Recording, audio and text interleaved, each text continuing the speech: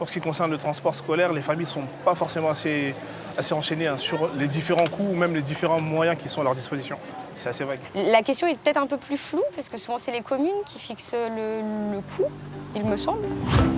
Pour que les écoliers, collégiens, lycéens puissent bénéficier de transports scolaires, il est souvent nécessaire d'être à minima domicilié dans le département dans lequel se trouve l'école. Seul le domicile des parents est pris en compte. Le plus souvent, le jeune doit être scolarisé dans l'établissement de référence de la ville, ou de la communauté d'agglomération ou communauté de communes dans laquelle il réside. Si la communauté de communes n'a pas d'école, la possibilité est offerte à la famille de scolariser son enfant dans l'établissement défini préalablement comme le plus proche.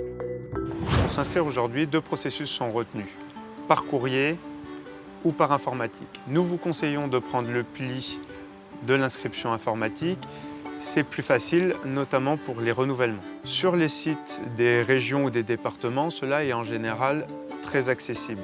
Si vous n'arrivez pas à vous inscrire, vous pouvez demander conseil auprès de votre mairie, de votre CAF ou de votre établissement scolaire.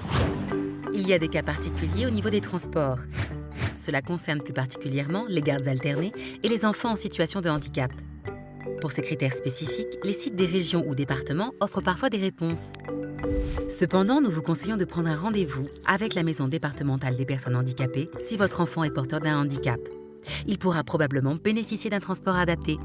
Pour les gardes alternés, on observe 3 cas d'école différents. L'enfant est domicilié chez la mère, il sera scolarisé dans la commune de référence.